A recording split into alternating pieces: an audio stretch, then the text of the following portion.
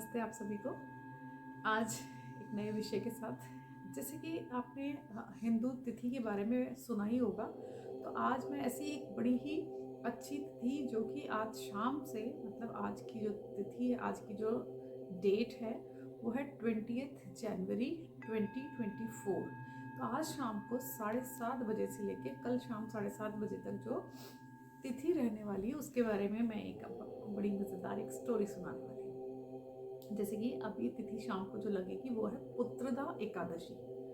तो ऐसे हिंदू तिथि के बारे में शायद आप लोगों को पता होगा कि ये 15 महीने में जो इंग्लिश कैलेंडर है, जैसे कि वो 30 या 31 डेज का होता है, तो उस 1 मंथ के पीरियड में हिंदू जो तिथियां हैं वो 15 दिन की होती हैं। 15 दिन शुक्ल पक्ष होता है, 15 दिन कृष्ण पक्ष होता है।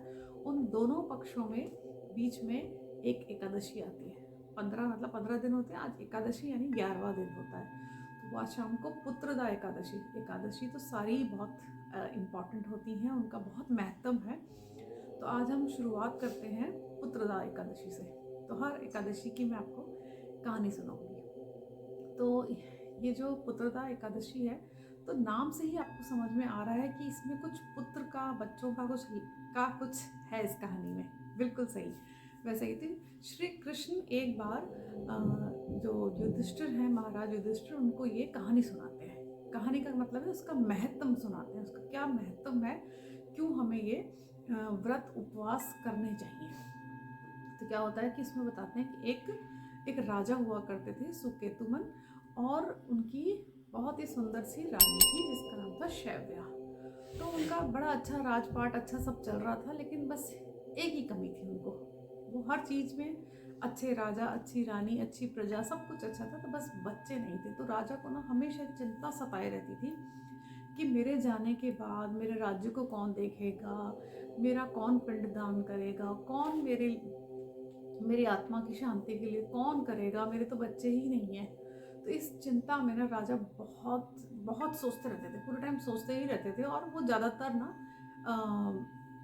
अपने एक जगह पे ही बैठे रहते थे, और इस वजह से वो बीमार रहने लग गए। और इसी सोच विचार में एक दिन चलते चलते चलते वो चले गए जंगल में।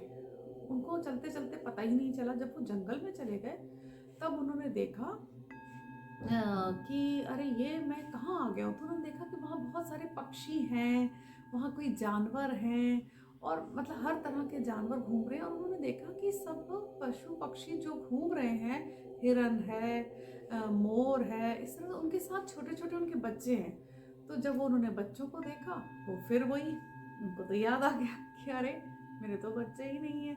तो फिर उस सोच विचार में ऐसे बैठ गए। फिर बैठे बैठे काफ़ी टाइम होने के बाद उन्हें लगा कि मुझे बहुत प्यास लग रही है, चलो मैं कहीं चलता हूँ। तो उसी उदासी मन के साथ वो धीरे धीरे चलने लगे। तो उन्होंने नदी के किनारे एक कुटिया दिखाई दी।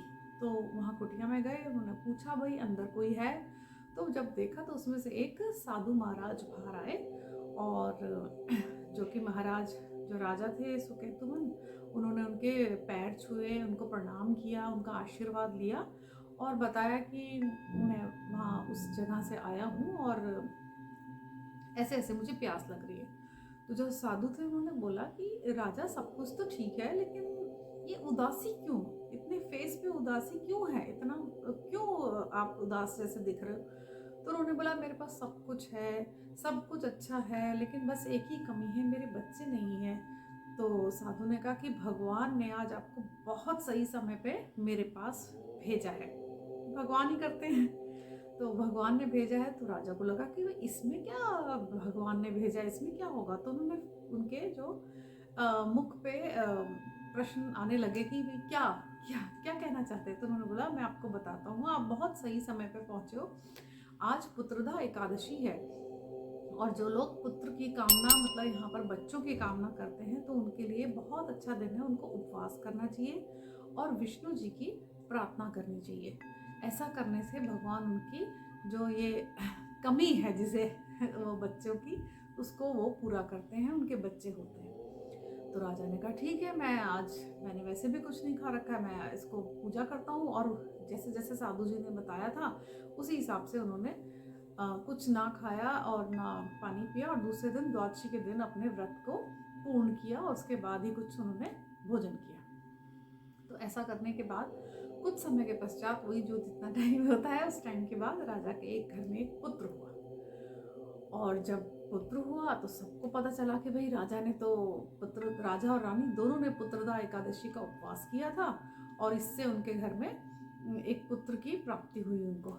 तो इस तरह से इस कहानी के बारे में धीरे धीरे आसपास के सारे नगरों में, शहरों में इसके बारे में पता चला। और जो लोग भी सुख से वंचित थे कि भाई उनके बच्चे नहीं हैं, तो उन्होंने भी इसको किया और इसका बड़ा महत्व जो था वो सबको फायदा हुआ इससे।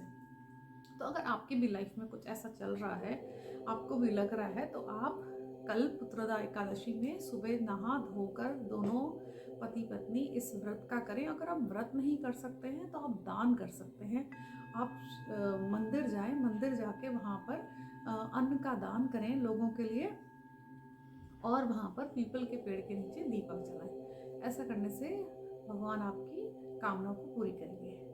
और आप ये भी कर सकते हैं, आप 108 बार ओम वासुदेवाय नमः का भी जाप कर सकते हैं। ओम वासुदेवाय नमः।